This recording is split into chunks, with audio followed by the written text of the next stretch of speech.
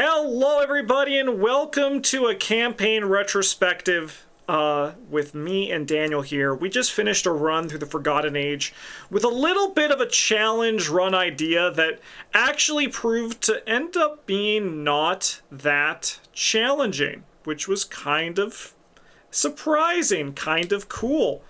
So we're here to look back at these decks and kind of talk about them. We're going to talk about this from conception. We're going to talk about a run that we had at first, which I think is a very interesting thing to talk about here, because while we're not here lying to you and saying that, you know, we get rid of our failed runs, but just due to the way life worked, this was actually not our first go at this. So I'll be talking about that, just going to bury the lead a little bit. But first off, Daniel, this was your idea for a challenge run. So I'm going to throw this to you. What were your thoughts? Like what was kind of the inspiration for this Right. The whole idea really was about discussions of Carson and how good he is, how interesting he is to play, and just I don't know, what does he bring to the table and how do you change that via the player count? So we always talk about him in, say, 3 or 4 player, just because it makes sense to give away all of your actions to, well, all the other players on the table. But if you can only give away one action because there's only one other player, then how does this actually work? What are you doing with those other actions? And one answer people have often given is, oh, well, give him stuff to fight with. Like, he should be able to pass tests if he has a lightning gun or runic axe or whatever else. And it's like, sure, that's just kind of not really the support role I wanted to explore with this run. I really wanted to say, what if we just lean into a 2-player support where, yeah, I mean, he still can get clues and whatnot, but really his job is not to progress the game, but rather to help you, the other player, to do as much as possible.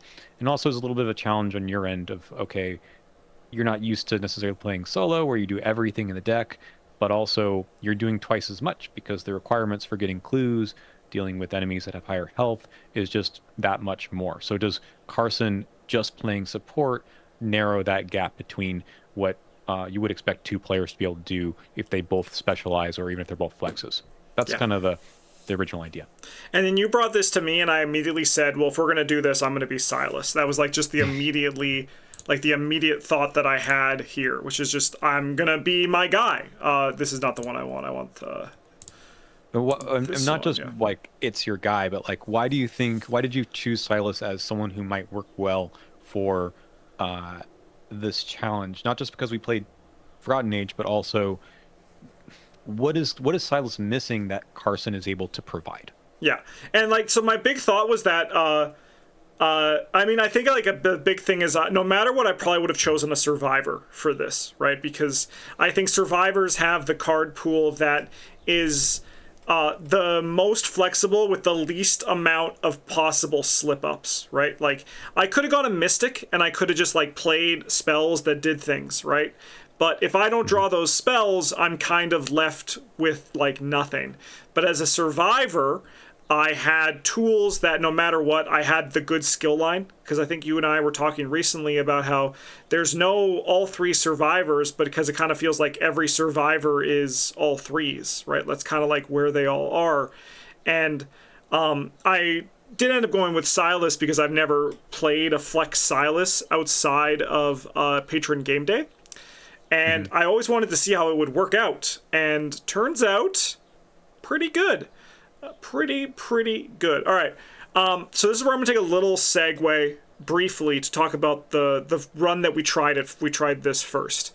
And we did the first scenario. We did Untamed Wilds, and it actually went very well. I remember the Untamed Wilds in our first one went very well. We got a bit unlucky in the Doom of Etzley, and then I went on hiatus. And you asked me, I came to you and I was like, I think I want to try this again with some of the new cards from the new set. Because we recorded the initial thing before the new investigator decks and the starter decks were fully released. And the new core. So I was like, I want to try this again because I really want to play Loner and I really want to play Glassing. And then timely intervention, I was like, this also would probably be pretty good. So you were like, yeah, I'm cool to like do this again or just keep it going. And I was like, no, I think I really want to try these new cards. So that was the reason we did restart. It wasn't because the Doom of Etzli went bad. We would have kept trucking through it. But it was just felt like this would be a better version of what this challenge was. And I think ultimately it led to better results because of that. Yeah, I think it's also worth saying that I think your deck, the upgrades that you did, that first scenario, or sorry, the second scenario changed, and your initial deck, I think, was a bit different also in terms of what you were working towards. Yep. And it didn't quite work the way we wanted, although, again, one scenario isn't enough to throw out that idea entirely. The other thing is that I think we played that scenario poorly. Maybe not, maybe that's a bit much, but like, I think we made some tactical errors that sometimes although we are professionals here, sometimes you need to learn a little bit about what your deck does and what your team does, and then go back to the drawing board and say, okay, that didn't quite do what we were supposed to do. And especially with an unconventional team up like this, the way in which we gave out actions and moved around the board ended up being different later, and we kind of learned from that experience. And which I think is good. Like, I think the game is fun when you learn from it, not just as a pure challenge where you just say, whoops, we did something bad, I guess we have to live with that. That's, we've done that plenty of times before too. Yeah, I'm gonna quickly pull up the original Silas deck. So because the Carson deck was pretty similar, right? Like The only Carson thing I one. changed was you'll see the new chapter 2 cards, but for the most part I kept it all the same. Again, Silas has much more pressure on him to do all of the things, and Carson doesn't, so it's not surprising that it didn't change. But I deleted the original Silas deck, so you guys cannot see it. It's gone. I know I had Shortcut in the original one too, and once you had Loner in, I mean, we'll talk about the cards in a second, but like there were some things that just didn't make as much sense the second go around, but the philosophy was still the same for Carson. I think for Silas, you had said, oh, I think going into Mariner's Compass and quick learners, and we were going to kind of lean into like give away as many actions as possible. It just didn't materialize in the same way that this new version was just kicking butt. So yeah, the philosophy for this new version was just like go hard on tests, right? Like rather than try to make multiple small tests, what if I just made like impactful tests every turn? And this is where I think the something that Brennan Travis always say for Carson and why Carson's so powerful is that you get one other action with the investigators at the table because of Carson, right? So for the one action that Carson has to give out that he gave to me each turn, he was Silas Marsh. And sometimes, yes, I used it to just draw a card or play an asset to make my game plan better. But there are other times where I was doing a brute force that was dealing 3 damage with also an unrelenting, so I was drawing 2 cards, right? And this is in addition to everything else I was doing. So like Carson's stat line is what he becomes when he gives someone an action, but if they have relevant abilities while they take actions, which Silas does, is part of the reason why I think they worked very well together. Because like, say for example, it was like a Mark Harrigan that would like get clues and deal damage, I still think they would do very well. But Mark Harrigan doesn't scale the same way in an individual action like a Survivor or especially Silas Marsh does. Right. So when I asked the question a few minutes ago about what is Silas missing on his own, and part of that is the Survivor identity of you don't have that many actions. They're all maybe higher value. You don't fail them unless you want to. They're all very good actions, but the breaks, so to speak, are that you only get the 3. And what Carson does is say, no, now you get 4 all the time. And we've talked about how strong an extra action is just period when you throw in an ally that gives you that or get other abilities that do the action compression thing. This is literally from turn 1, you get that extra action.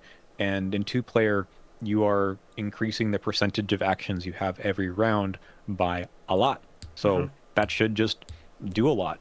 But it wasn't just that. I think there's some caveat. Look, the whole thing went extremely smoothly. We'll probably in a way that blew our minds as we were Hmm. playing. But there's probably a lot of questions people have or comments that we should sort of talk about, like why things went so well. Maybe we talk about the deck itself first, and then I think some something I want larger. to touch on that kind of goes a little bit meta for why things went well before we dive into the deck is I feel Sure. like these, if you flipped the investigators that you and I played, so I played Carson and you played Silas, I think it would have gone differently. Not in the sense that I'm a bad Carson player or you're a bad Silas player, right?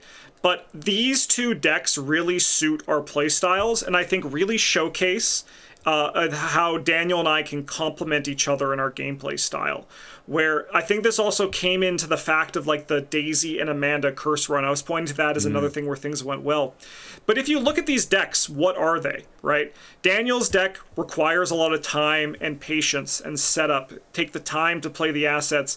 Daniel has to be patient to not feel like he has to advance the game state, but rather he has to improve his board. And then in my Silas deck is go, go, go. Advance the game state every turn, right? Like advance the scenario, but don't worry too much about what you have in front of you because the majority of your deck is focused on just doing that. So it was one of those hmm things where when Daniel was getting set up, I was pushing the game forward. He was helping me push the game forward or take my setup to do that. But then if I was in Daniel's shoes, I know I would feel more inclined to do my normal play style, which is how can I advance the scenario. But Daniel has a lot more patience for that kind of thing, so there was a lot of compliment there. And I think that's why when we really fit into these roles in these two-player runs when it really clicks, I think that's ultimately when we sing the best. Like if Daniel tries a build that's a more aggressive, like it still can work. And if I try a build that's more slow, it can still work. But you can definitely see where we have some kind of slip ups that come from that, which I think is a very interesting kind of meta analysis of why this worked well for us as players. It's also important to point out that I agree with everything you said, but look how many more assets you had than I did, and it's still like Carson still is No doing this problem. kind of Yep. methodical, slow setup, right? I only Yep. start with 8 assets. I guess I had some more by the end, but yeah, that's way on the low side for me. Um, but that's not really what you're talking about. You're talking about like what are these cards for, right? Yep. And you use them for, I use them mostly for what the text is, and I'm not just going to throw them away for, you know, uh, I don't know, basic investigate. It's not saying that you do that, but yeah, and But there's a I few do do times. that. Like I do. Yeah, it's like one of those things where I look at a card and I'm like, I don't need you right now, and I burn you. Right. I think it's 100. I think that's a very apt observation. Yeah. There's a couple of moments, and this is like both for and against, like not against, but like highlighting these differences in the very last scenario where you had some crazy, let's just call them like flips and tricks that you were pulling off with your survivor stuff about which things you were committing, which things you were pulling back, which things were coming from the discard pile in order to succeed or not succeed by certain amounts, that I was like, that's 4D chess to me. Like I get it. I know what you're doing, but I would have just said, I'm losing the unrelenting. That's it. That's too bad. But you had like three other options that you're weighing in your mind about how do I do the thing I want to do, where I would just say, it'll be fine. The unrelenting is what it is. But to you, it's the most important card, rightly so, in the Silas deck. So Yeah, it's uh, funny, yeah, because like yeah, instead of looking at it like, oh, I drew 4 cards of this unrelenting, I got my value. It's like the perspective is I need this because if I don't have this, I'll die. right. Yeah, And on the other hand, you had a Chaka in your hand that you just didn't play. yeah, And she's an incredibly good ally. And I would have, I mean, I wasn't saying like that's crazy because I knew what this Silos deck was capable of at this point in the campaign. So it didn't really bother me. But it also seems like this is one of the most powerful story allies you can get.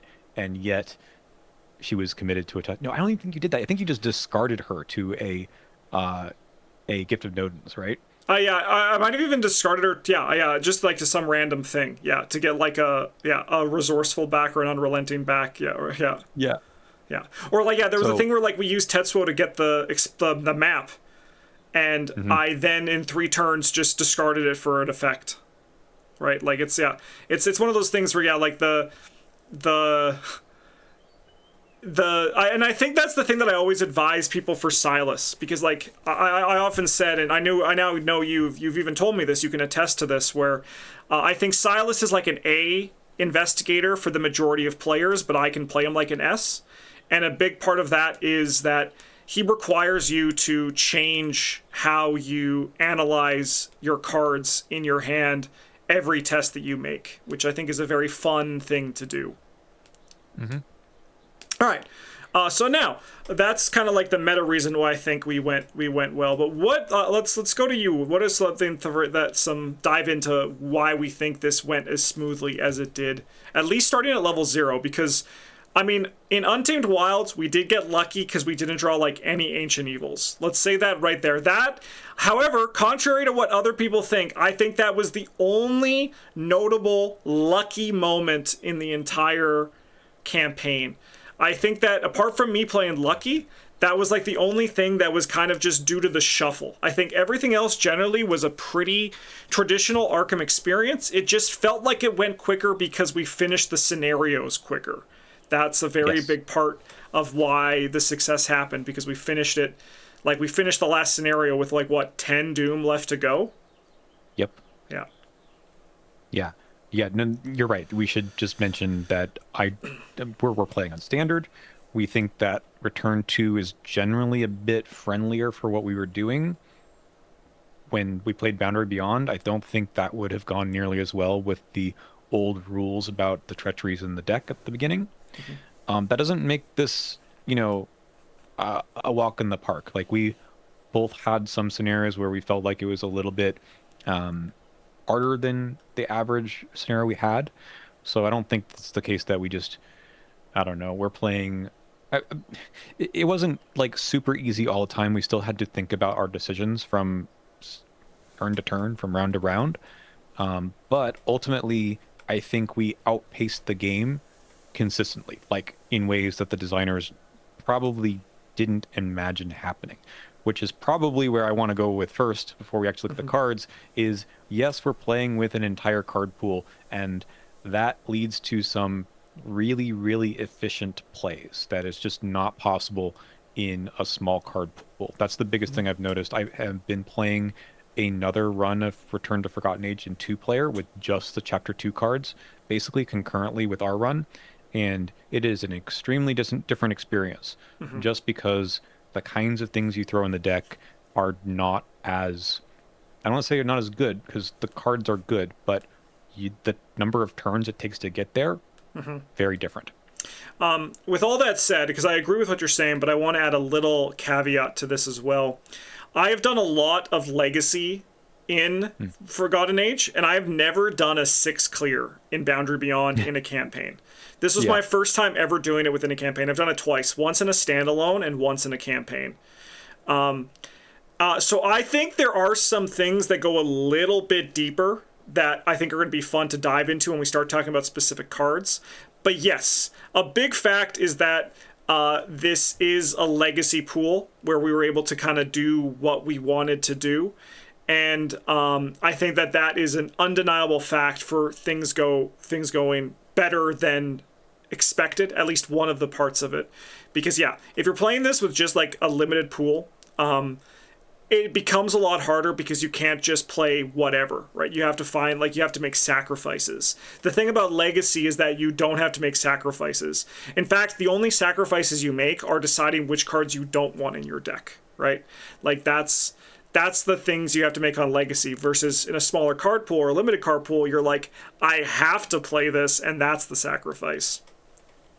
So I think Silas is probably the place to start to talk about that, because yes, you pilot him extremely well, but I think the card pool is also at the point where there's so much synergy with his ability and his stat line, and just survivors have gotten so much recently that I don't think we've seen this kind of power before. Like, the standout cards to me are getting those extra actions that he shouldn't be. Yes. Well, I shouldn't say shouldn't, but he normally wasn't getting before, right? I think there's 3 cards that are the problem cards, and you probably agree with me on them. Yeah. Nautical Charts, Loner, Glassing. These are the three Yeah. cards that break the color pie of Survivor a little bit, which is spooky, which is a little bit spooky from a design thing. Like, I had a great time in the campaign, but these three cards represent actions that Survivor shouldn't have, right? Like, look at glassing. This is 2 clues for nothing. Like, it's like 2 resources, which I suppose is something, but it doesn't cost an action to put out, right? Like, this card should probably be 1 XP, right? Like, this card probably should be a little bit higher, so there's a little bit of a premium to it. Because as it is right now, this card was gas. And the thing about Survivor that makes them busted, that makes them like one of the strongest, if not the strongest in Legacy, is recursion, right? So this is not an effect that just happens once. This is an effect that I can trigger multiple times in a scenario, right? So like that's one thing, right, with this glassing here. But then we look at Loner, and that lets you just move for free. There is a restriction where it's to an empty connecting location, and that was relevant a few times, I'm going to admit, but it was not relevant enough for a level 0 card for something that bends the color pie, at least to what we had before. I think that like if glassing and nautical charts didn't exist, Loner would feel fine. It would feel better, right? But like these effects are very dangerous for a class with like the Survivor, in addition to also getting free movement. And then nautical charts has kind of been a sticky thing for a while. It's just like turning every card in your hand to deductions. But Survivors also like discarding cards. They get benefits out of doing it, right? They're able to just like flex on the game by then recurring those cards, or alternatively playing those cards from their discard pile. So you're kind of just getting double duty out of your deductions, which is also another crazy thing that the Survivors are capable of doing. And I think this is where Silas catches up, because his ability lets him recur, let's say it, unrelenting. The cards are kind of free too. Yeah. So you're not getting rid of a card that you know, it's not like you say, I have to discard a card to get the extra clue, but now I'm out of juice. No, you have plenty where that's coming from. Yeah, it's like unrelenting has always been kind of an issue with Silas from the get-go, right? Because it is such a powerful card with, like, not uniquely him. Like, I'll play him in other investigators. Like, it's in Amanda every time. But, like, I think, like, the idea is if a card is that good in Amanda, it's, like, that good in Silas. Like, maybe it's because these investigators are cheating the card, right? Like, so maybe that's the issue, right? Like, I don't think unrelenting should be tabooed, right? Like, I don't think it's, like, that. Because I think, like, you shouldn't taboo for, like, one investigator, right? But it is this thing, like, this is, like, a big part of why these become so free, right? Because the card draw is just essentially free. Yeah, I mean, personally, I think it shouldn't give you this. I mean, clearly it's got him on the art. It came out in his box, so there's something that they knew about it, and Amanda as well. But the part where you just get the cards and you take it back, contrast that with Overpower or Quick Thinking, that's the part that seems a little like, oh, is that totally necessary? I don't know. I mean, clearly it works really well, but does that make the card too much in those two investigators, or at least in Silas? Probably, with all these other things going for it. But if you don't have as much to draw, that impacts the game, like now we're seeing with glassing and whatnot. It's not as bad, but yeah, it's funny because when you're just drawing like an old Silas deck, if you're just drawing like cards that fight or cards that evade, it's not that bad, right? But if you're able to draw things that let you use your foot, like glassing or lion weight, that are free, it like fast, like unrelenting is now basically like kind of a pseudo gain a clue down the road, right? Like every time these things happen, because these cards are just like so free, it's crazy. Yeah.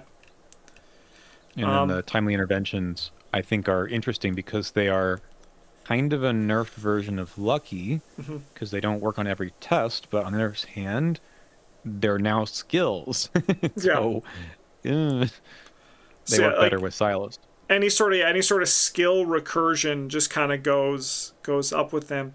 It is funny because I actually found the timely interventions to be kind of mid in this one.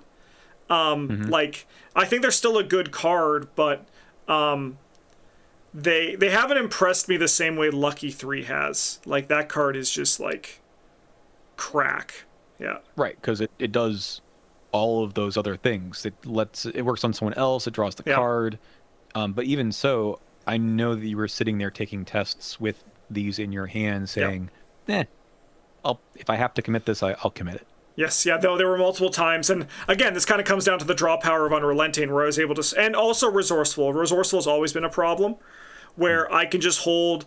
it was like 2 Lucky 3s, 2 Timely Intervention 3s, and then probably an Unrelenting, and then a Brute Force, and then maybe a Brute Force, and then maybe like 1 extra card, right? That was my hand. If I could sculpt it, I would. And like I think that's kind of the issue that we kind of also see here, is that... there was like the ability to sculpt your hands that is probably also a little bit problematic. One thing I'd be very curious with, and I think it could be a fun thing to try down the road, is if we try this Silas deck. I do this Silas deck the exact same deck, but you're not Carson. And we see how it is, right? Like, how much was Carson doing this? Or is it like actually potentially a Silas problem, right? Like, is now Silas just like too good because of Unrelenting, right? I think that'd be a very interesting experiment down the road to kind of see there. Before we say much more, now that I'm looking at this on the screen, Sharp Vision was something you added at the very beginning with your In the Thick of It, probably with this, idea in the back of your head that getting clues was going to be a problem. Yeah. And I love this question because every time I've done a challenge run, it's not the clues. Yeah. It's always the enemies, and that wasn't a problem here because you're Silas. I mean, occasionally there's a few extra ones and you got to figure out what to do, but this card, Sharp Vision, which I think we all agree is a perfectly fine card, I dare I say it's a fair card for level 1, even with all the recursion nonsense you can do with it. You didn't play this. No. So it was interesting. Sharp Vision, and so like the philosophy for Sharp Vision, I actually probably should have upgraded out of it, right? But the philosophy for Sharp Vision was that we needed to have a good first 2 scenarios. That was kind of like why I went with it over Brute Force, because I think in my original version I did Brute Force. But the reality is the enemies actually aren't that bad in the first 2 scenarios, especially with the Return to, right? Like, apart from the big boss, most of them hover at like 2 attack and 3 HP, right? Like that's just 2 attacks, right? But it is that we talked about it in the final scenario. I discarded it to a nautical charts, and you were just like, that's probably the worst card in your deck, and it kind of was, which is the number of times that you either discarded this card or the Look What I Found, which is kind of a funny situation too, because you were probably thinking either I play the Look What I Found and get 2 clues, or I succeed in the nautical charts and I get 2 clues, or you committed the Sharp Vision to me of all people. Is just off the charts. Like, you didn't use those cards for their intended purpose because there was so much gas for the asset. Like, if we think about before Drowned City, maybe, or maybe go back a little bit further, but what kinds of assets did survivors have to get multiple clues? I mean, glassing you can kind of throw in there too, since it's sort of a multi-use effect. Old Keyring 3. Keyring 3, right, and Scarlet Keys. But let's say before that.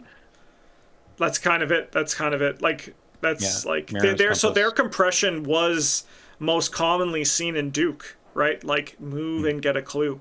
Because then after that we had Kelvin, who is his own beast. They have Winging It. Like, that's their other compression, but it's not an asset, right? In Circle Undone we had Rita. She had Belly of the Beast, which again is not really like clue compression. In Dream Eaters we had Patrice, who is her own special little monster, right? And then we had Silas, who was a combat guy, right?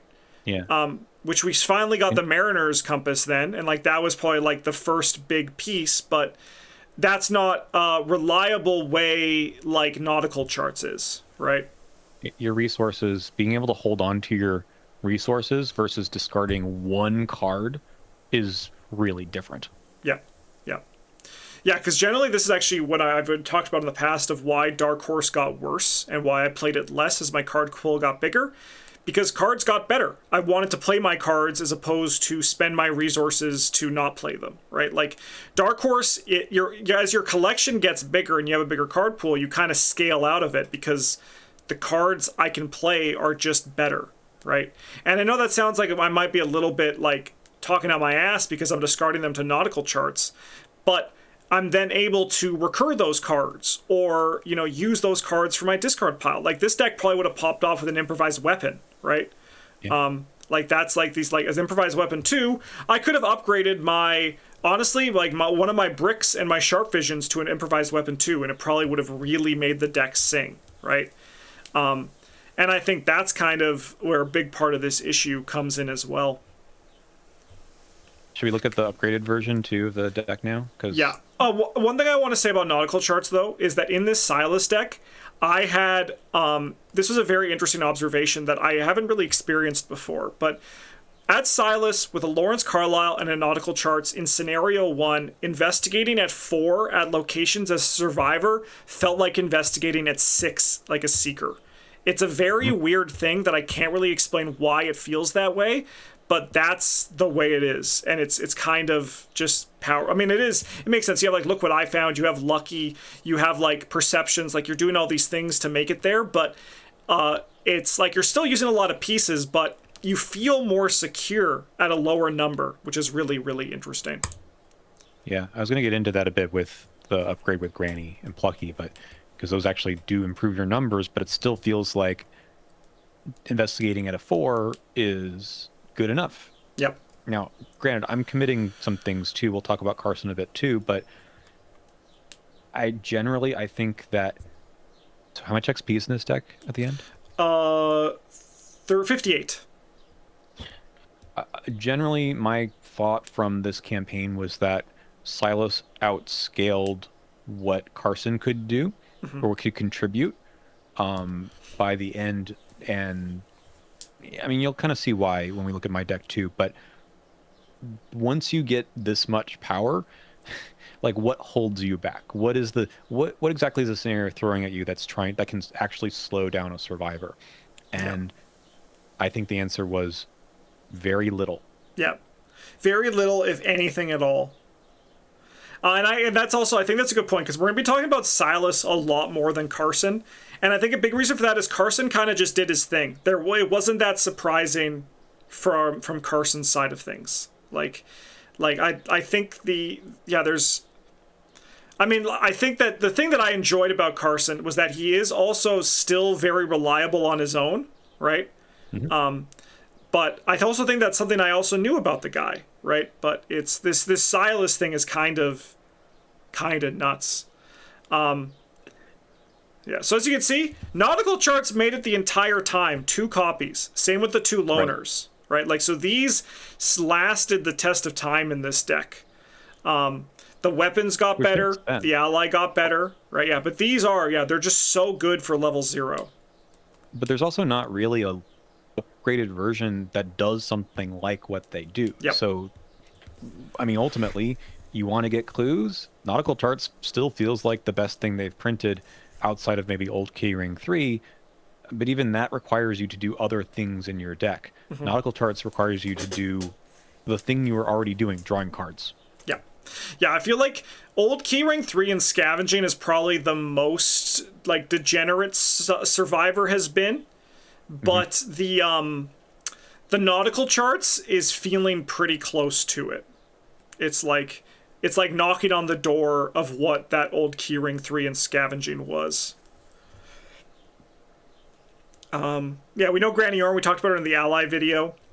Mm-hmm. We look over here at the events. The events changed quite a bit.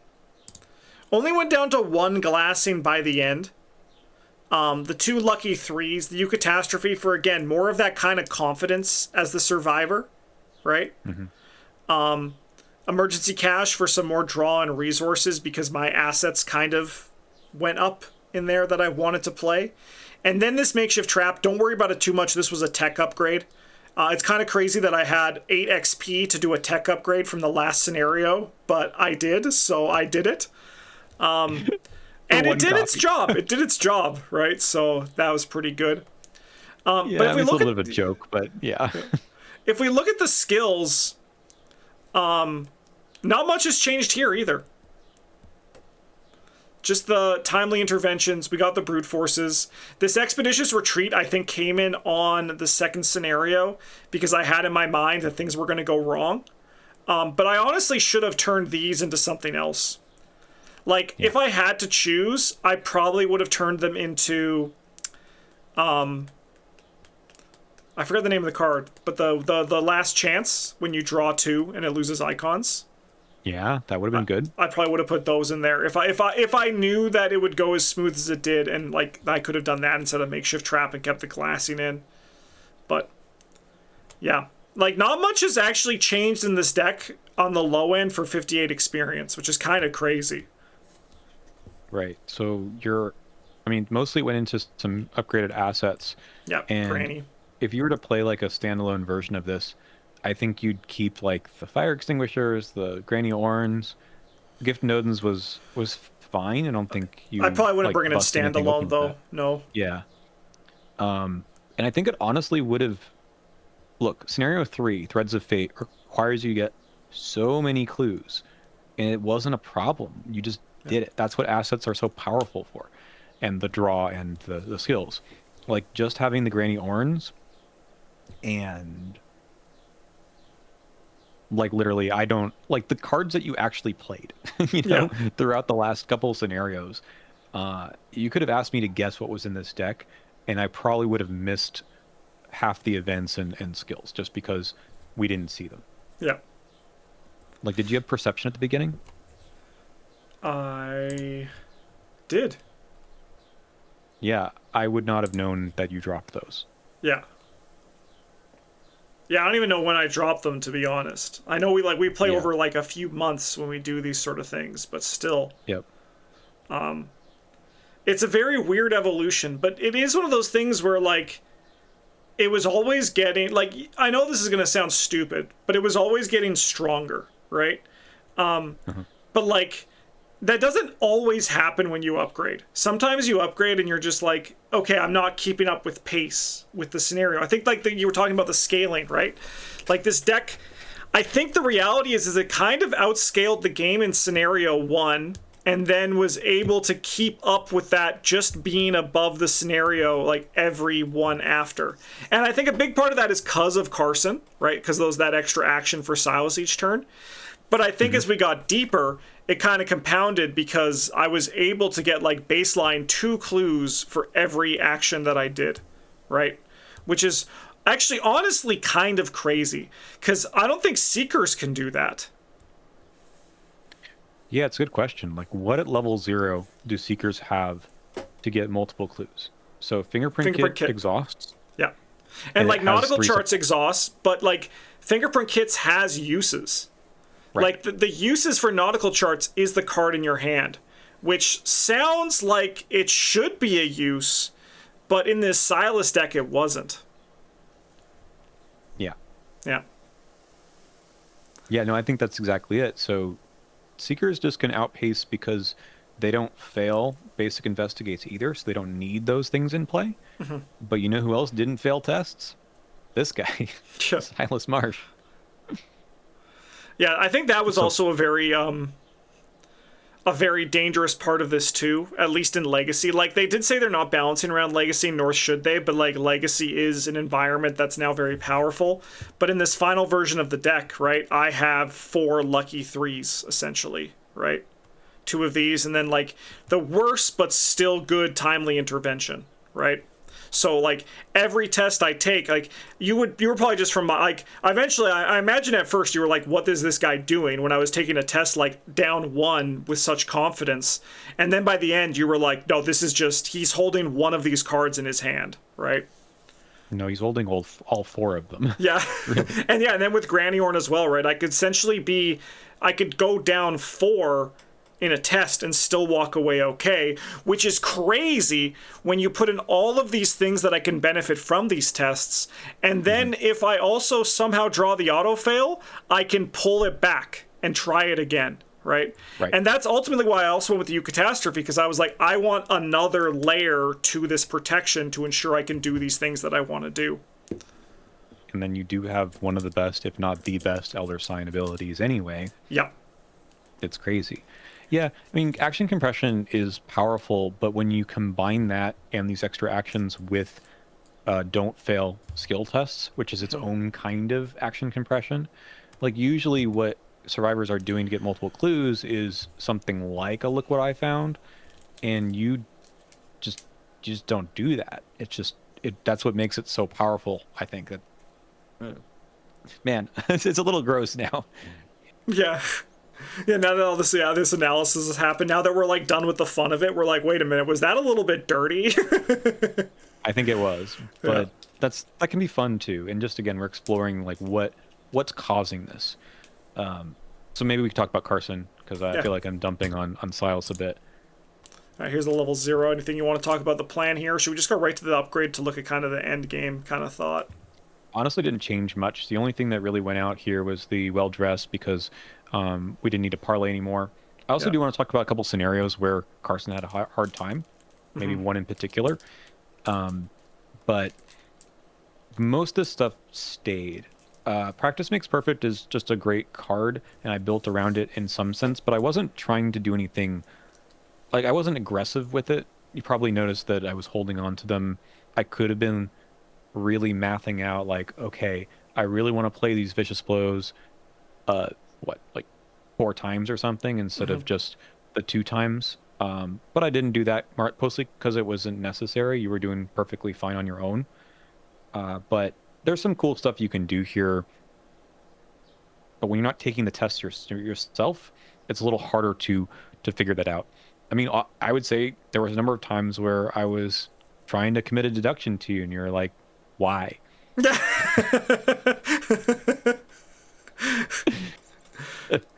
So the scene of the crimes left 2. The restraints were kind of a fun little thing to add to deal with some of the enemies at the beginning, and I think they did their job with the vengeance snakes in particular. No, it is kind of, so the thing I want to just go on before this, because you can see how both of our decks have a plan like to work on clues, right? But we quickly realized, as you were saying, clues weren't the issue, which is very strange. Okay, no, that's not very strange for our 2-player runs. Enemies are usually where things go worse, right?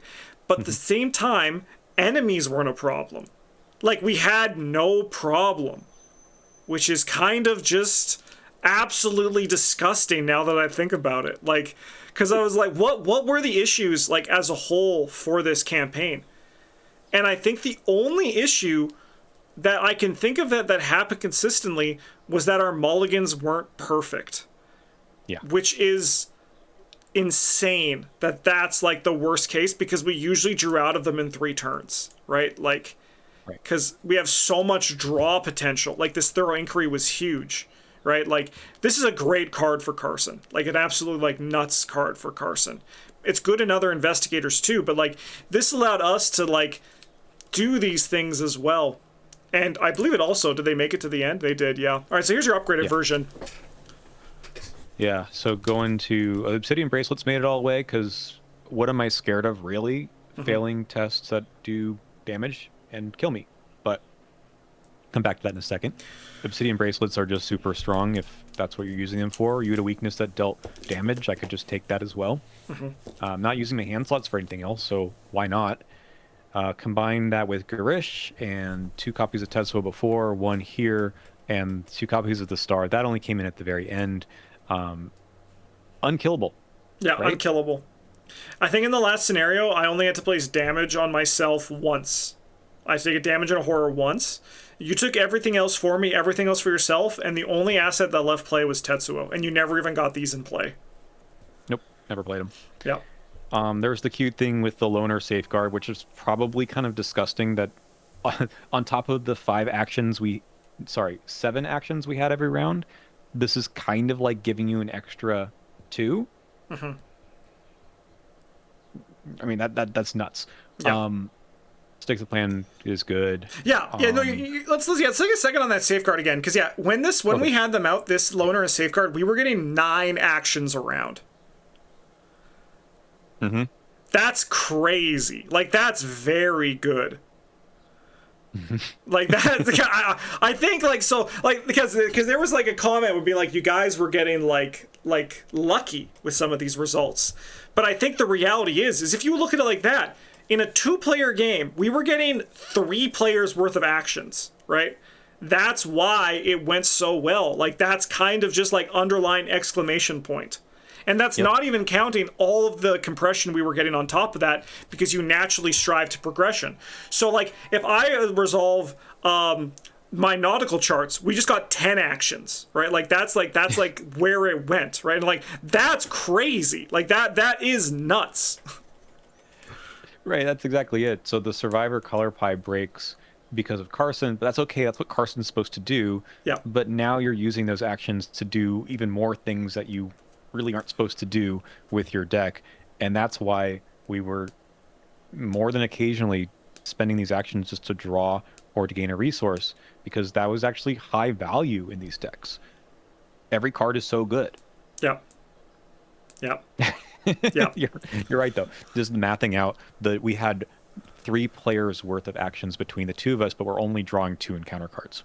Yeah. That's crazy. Yeah, and we only need 2-player clues. Like we only it's like all that thing Right. we had 3 extra actions that we could just do whatever the fuck we wanted with. Yeah. Yeah.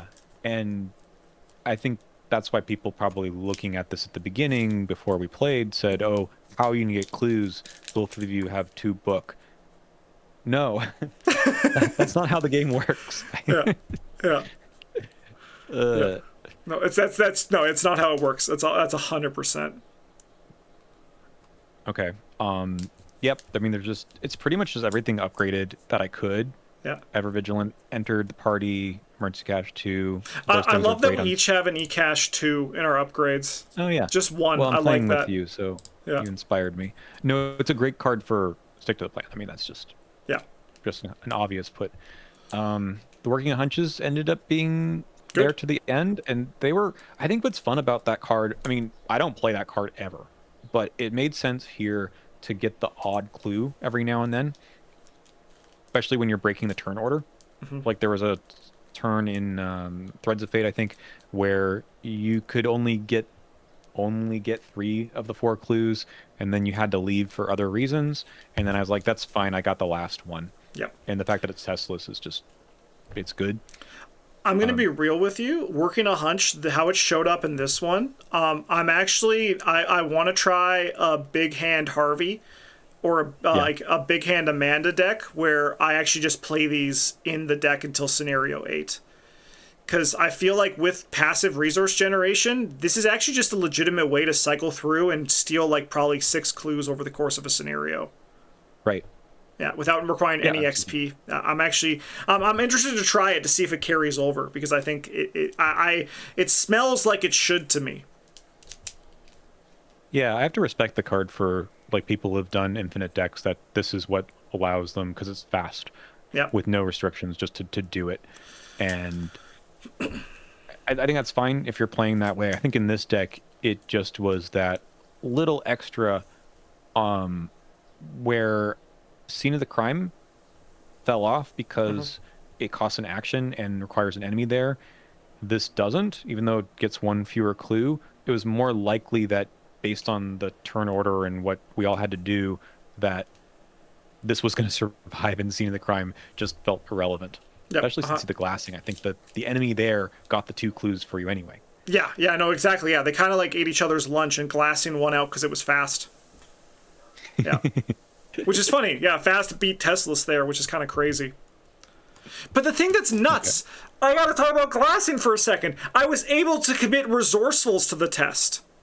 And like, my fast action recurred my glassing or my like brute force or my lucky. That's wild.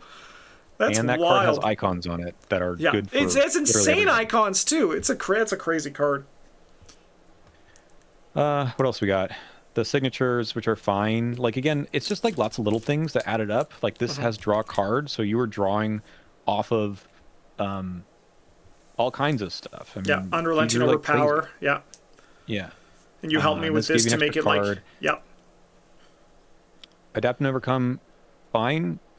It was I mean, I don't think it's super relevant at the end, but no, but it was a I tech didn't. choice when you first brought it in, Yeah. right, for the Harbinger, which I think is it's Hmm. nice. I think that this is a great Guardian tech card for Forgotten Age, at least for like the first like I'd probably look at cutting it after after what's it Heart of the Elders in a perfect world, but also like it's good icons, right? Like it's good icon and relevant text. Like Alejandro at the end had alert, and you can just like, don't worry, I'm Yeah. protecting you, right? It's kind of like another way to just take tests that you have no chance, like that they have a lower chance of passing because the risk is gone, right? It's probably better if you didn't already have the Yes. backup millions Yeah, all luckies those kind of other thing going pieces, on. yeah. But it was nice during the Harbinger phase of the game, right? When the Harbinger Yeah. was scary, which I mean, the Harbinger's always relevant, but I think by when it showed up in Heart of the Elders, you were Soak City and I was Never Fail, so it was kind of pretty chill. There's 2 copies of leadership. That just makes sense for fast resource generation. The icons are good for scenario tests. And I only had 1 copy of Overpower. I guess I ran out of XP. I could have upgraded one of those Adapt and Overcomes to a second Overpower too. But good card too. You wanted to over succeed on brute forces? Well, Overpower 2s and Vicious Blows 2s can do that pretty easily. I think your Vicious Blow 2s were the MVP of your deck. Yeah. There were so many times when you pulled them out and it was like incredibly impactful. Yep. It's an extra action basically. That's kind of what they say, and it Yep. compounds with the stuff that you're doing. I do feel like anyone who has access to Guardian 2 should consider this in their deck. It's just Yeah. such a powerful card, and to me, the biggest, and this is like totally irrelevant, but since you brought up Vicious Blow 2, the maybe only thing that Skids gets over Tony is access Vicious, to those kinds yeah, of cards. that's fair. Yeah, that's fair. But like, yeah, because like, if we think about this, you put the Vicious Blows on my Brute Forces. That's dealing 5 damage. That's add 2 more actions onto the pile, everybody. That because I was looking back at the Threads of Fate run, and there was that turn when you were like, you just killed 2 Night Gaunts in 1 turn, in like 1 round. Like that's 8 health. And got clues. And got clues. Like that's why we made this look easy, because like there was just so much actions. We were just like, we couldn't hold them. We couldn't hold them. Like there's that meme of the guy like, I can't hold all these limes, but it's just like action arrows falling out of our hands. It's kind of nuts. Okay, I should talk about the weaknesses because I actually think they did slow us down in ways that other weaknesses maybe wouldn't have. Hypochondria is kind of annoying for the fact that you're overconfident. If I took it, I mean, we're not going to talk about that, but you know, there's some weird interaction there that's bad. But my Selfless to a Fault, I don't think I was ever clearing this, and clearing meaning let it stick around for a turn, because I think we drew so much that it showed up either after I gave an action away, or I don't know, it just wasn't relevant enough. So I was taking multiple horror, and that's part of what the soak is for. And the one hiccup for the Carson deck is the scenario that I couldn't ever get rid of this and couldn't play the soak. Yeah. City of I- Archives. Yeah, with City of Archives, this is actually part of the reason why in that video when I was talking about City of Archives, I pitched the idea that Selfless to a Fault, that signature weaknesses should be replaced with like a scenario weakness for that one.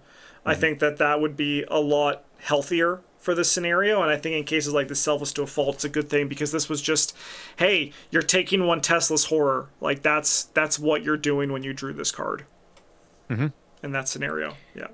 And if you look back to the soak, the very top of the page here, you'd say, well, okay, the Obsidian Bracelets and Hunter's Armors, you can't play these for 5 turns, but what about all the other stuff? You had Garish and Tetsuo and Veda.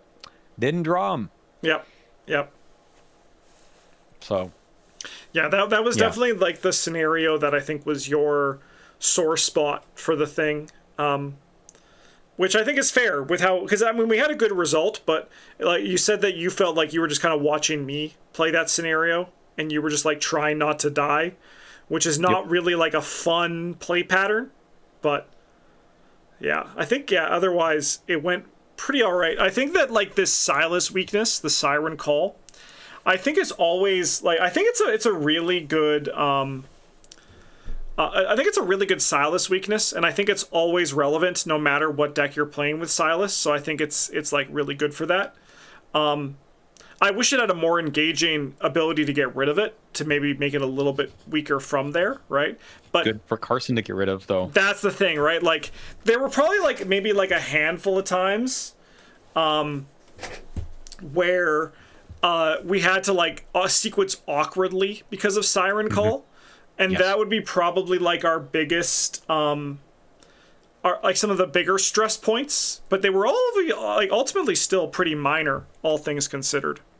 Right. So if I drew an enemy and you had an enemy or something on you, or you had Siren Call also, the fact that I didn't want to take an attack of opportunity just to get rid of your weakness, because usually it was the Hounds of Tyndalos, and that was kind of a scary enemy for me. Yeah, it was bad for your deck, yeah. Really bad for the deck. So it made it tough to make you have to use your resources, or if you didn't have any, then you couldn't use your skill cards. So, yeah. But I think we maneuvered them quite well, but I think it shows that this is always just a relevant thing that Silas needs to be aware of, which is nice, that he has a weakness that it's not like Amanda's weakness, for example, where that kind of also pushes her over the edge, right? Silas has to, like, you can clear it out, but when you're working at the pace we did, sometimes it was like, okay, but there's enemies here we're going to kill because we're moving so quickly. I guess I can also just say, for people who have said about Carson, like, was this fun to play?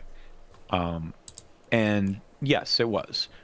The problem, so there's probably a few too many times where, like, my turn is just spending the actions to get rid of a double action treachery or weakness. And that's kind of, someone's got to do it.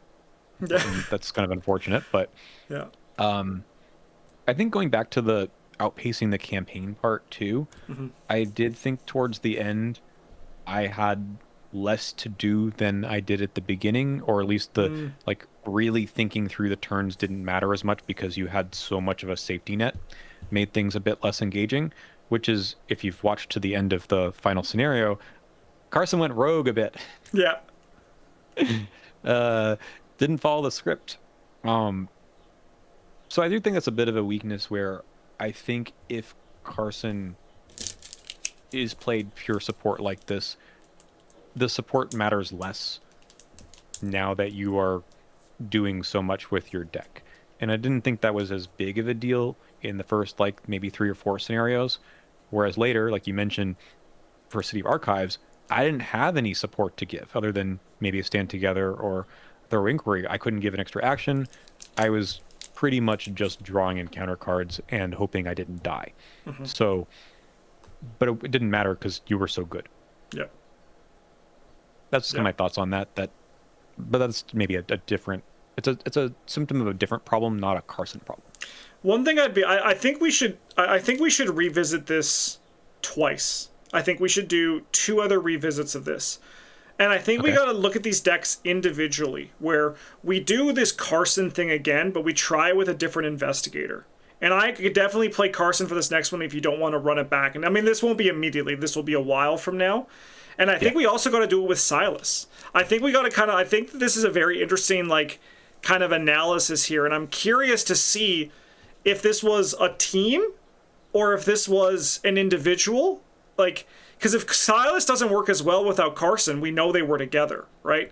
But if Carson also has to, if it's more of a struggle with another investigator, maybe then that's also the same sort of thing, right? I'm very curious to kind of see that in the long run. I don't know if this is like a unique situation with Carson. I do think that Silas benefited hugely by having Carson.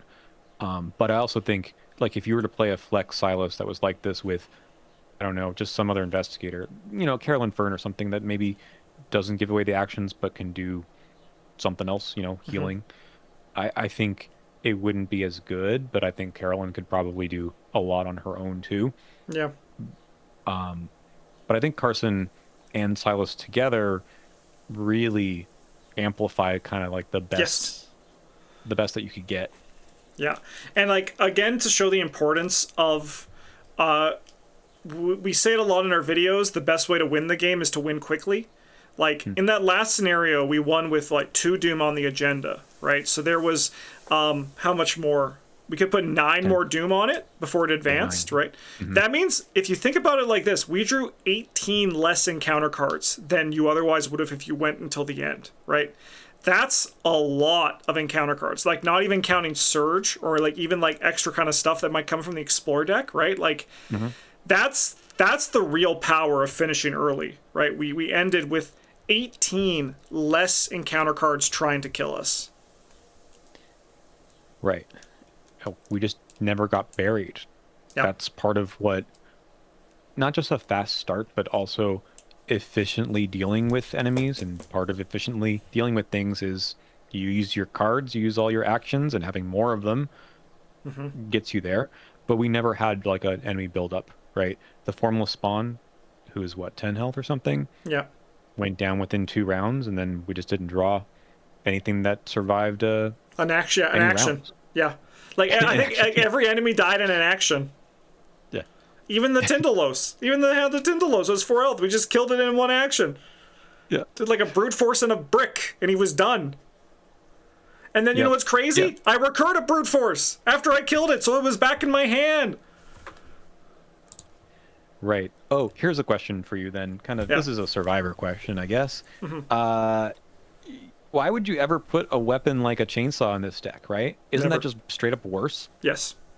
That's my big problem with chainsaw is that it's a powerful weapon, right? But survivors can do better for less. For less XP, Yeah. Less not cost. as many resources. Yeah, because with chainsaw you're now locked into like refilling the chainsaw or recurring the chainsaw, right? Like 2 hand slots? 2 hand slots. Yeah, like the true survivor, spike survivor, is now this in my mind. Nautical charts in one hand, fire extinguisher in the other. And that's just like And Granny Horn. yeah, and Granny Horn. Yeah, Granny. Like this is like the what you can do. Like you can now win like pretty much anything with these. Again, I'm curious to see how much of this is like Silas lifting all this up, but the reality is that now any survivor can play Gift of Nodens. Any survivor can recur Resourceful to recur Brute Force, right? That's kind of nuts. But how much of this is being lifted up by Silas's ability and Unrelenting? Now that I'm very curious to see.